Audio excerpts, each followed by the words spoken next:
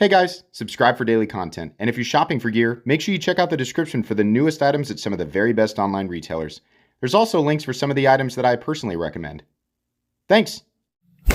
What's going on, YouTube? Metal Complex here, and today I've got another short, little unboxing video to share with you guys. Something from Demco, a new model. So I'm sure, well, if you're familiar with their releases from Demco, then you probably know what's in here. I'm excited. I've not handled this one. And the last new model that Demco sent me ended up being like my #1 favorite EDC knife. So we're going to open this up today and react to it initially here. This is not a review, just an unboxing and first impressions. These are available. I will link them down in the description. It absolutely does help my channel when you use those links, but that's entirely up to you. Thanks to my patrons for supporting me. What is this? I think I did see on the little label there that they were sending me more than one thing, but only one thing was a knife. So I think this is some type of tool. What is this? Okay. Obviously, whatever it is will be available on, there's like a tiny explotive. Okay, actually, this is awesome. I'm gonna keep that up in the upstairs drawer. That's really cool. It looks like a little combat knife, but it's a little bottle opener, and then a little flathead bit, a little pry bar, right? What do you want to call it? That's kind of neat. I like that a lot. A little texturing on there. They was this 3D printed? Is that why it looks like that? I don't know. I don't own a 3D printer. This is cool though. The little keychain. I love that. I'm gonna leave that upstairs in the kitchen junk drawer with all the other, like, you know, little kitchen things that don't have like a specific spot, and not say anything, so somebody will find it when they're looking for a bottle opener. But that's neat. I like that a lot. As far as like little extra things that you can buy, right? If you're on like a retail site or you're on somebody's website and you're looking for a knife and they've got other things, a lot of times those other things tend to not be very cool. This is actually pretty cool. I like that a lot. Okay, so the knife. I'm sure that these are available individually on the website. So what is the knife? Come on now, little buddy. Come on out.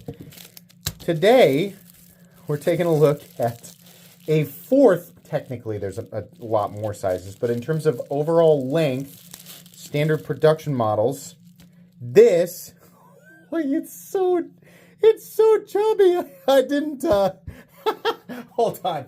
What is the actual name of this? This is the Nano Shark. Even smaller. God, Demco, you... Listen, I was ready, just like I said with the Shark Cub, I was ready to say this is too small. You've gone too far. God dang it. Stop making small knives that make sense. I tell myself I'm a big knife guy. I like big knives. Big! Not small. I don't want a small knife. I want a big knife. Stop making little knives that I like. Questioning who I am inside. It took me 37 years. I felt like I finally figured out who I was. According to Demco, he's like, no. That actually works really well. Well, how? Okay, so it's #1. I think one of the really good things that he did here is he didn't make this incredibly thin. As we drop in size, a lot of times knives get thinner and thinner and thinner. And while that's beneficial in some cases, I think when you're looking at a teeny weeny little beanie little knife, you know, you don't want it to be ultra thin. It ends up being awkward. #2, the distance between the back here and the top of the blade where you would interact with, because, you know, I wear an XL glove, so you can measure your hand size against mine. But if it were really small and narrow, I don't like little teeny tiny knives that are really narrow because they become awkward to manipulate. So one, it feels like an object I'm not going to drop because of its thickness and size. And #2, it's nice and wide. So the natural position where your thumb goes to open this up is actually really, really organic. It goes against everything that I have come to know about pocket knives, or just everything that I've experienced, or that my general preferences are based on. It totally knocks a lot of that out the window, because not only is this completely and totally accessible, it's nice and wide. It's very easy to manipulate. Only when you get to this position to disengage it is it's slightly more awkward than its older and larger brothers. And that's only because of the total length of the handle and where I typically like to brace to, whip that blade in and out. But truthfully, it's not bad at all. It's actually super easy. There's only one thing that I don't like about this, and this is a preference thing. It's not a design flaw. The handle's so short that I can only get a 3-finger grip on it. But that lock-in, that 2-finger lock-in is pretty good. So there's plenty of lock-in there. You're definitely going to be right on top of the little shark nub thing. They've also, it looks like maybe shaped this one slightly different. I don't know. So this blade is a little CPM 20CV blade. These are made in Taiwan. I know we got some new folks, some fresh folks probably from TikTok or YouTube Shorts. This is something that I used to think, 10 plus years ago. Oh, it's made in Taiwan. It must be garbage or really cheap to make. If you didn't know this, just friendly information, just free information, it's actually pretty expensive to manufacture things in Taiwan. A lot of times companies will use Taiwan as an OEM when they're trying to avoid China as an OEM. And there's a lot of different reasons that any individual maker or company will avoid using China as an OEM. It's completely and totally up to you whether or not you will or will not buy Chinese knives. I don't really care to get into the politics of it. But some companies are just like, no, we don't want to use a Chinese OEM. We're going to use a Taiwanese OEM, even if it costs a little bit more money. Taiwan is, number one, not only not an inexpensive place to have your knives manufactured, they also do a really good job, especially in the knife space. Taiwan actually is really, really high quality when it comes to OEM work. To reference specifically, Spyderco.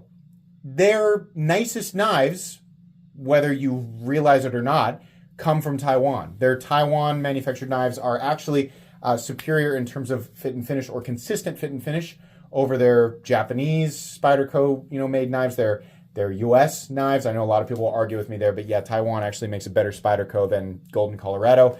The Italian stuff, and definitely whatever the Chinese OEM is for Spyderco, they need to kick those guys to the curb because they are hot garbage. But anyways, yeah, this is a really, really nice knife. The whole point of saying that is a lot of people look at this and go, small knife should be small money. Why is small knife big money? And the reason is because it doesn't work like that. It depends on the materials, right? The total cost of manufacturing, where you're manufacturing it, whether or not the OEM is trying to create something with tight tolerances or whether they're just slapping stuff together. In this case, this is a premium Taiwanese-made pocket knife designed by Demco. It utilizes G10 and some steel.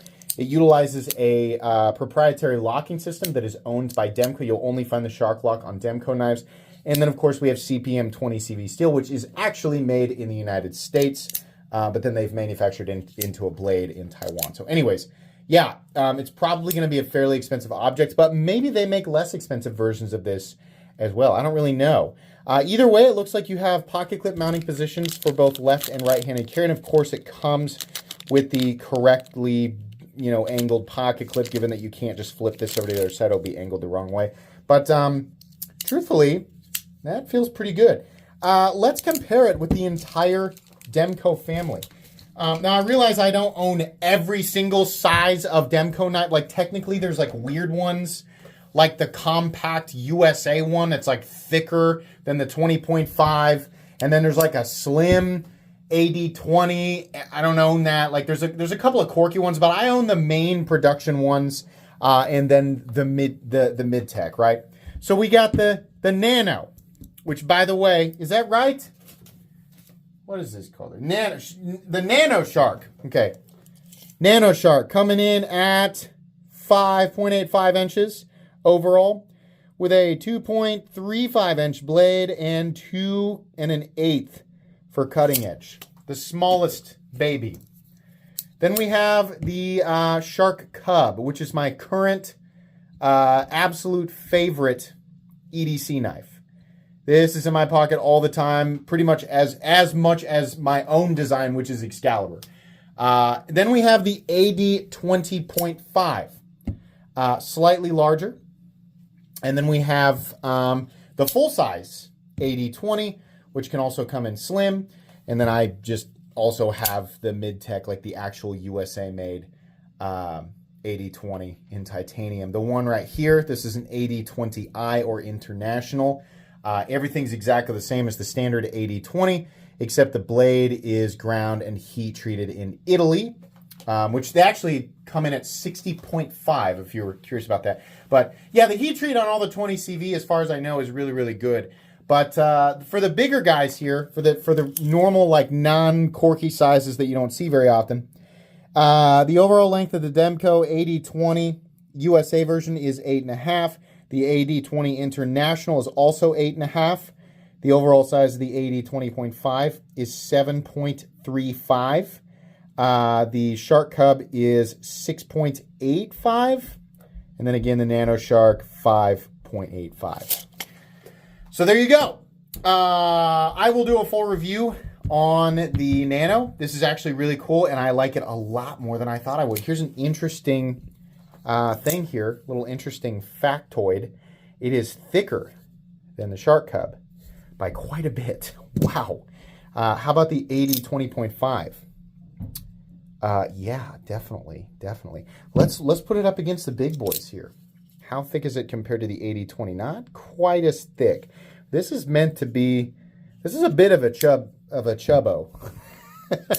The blade stock thickness is also a bit thicker. This is a chunky little knife. Kind of like it though. Kind of charming. I don't think I would have liked it as much had it been kind of a little dainty fella there.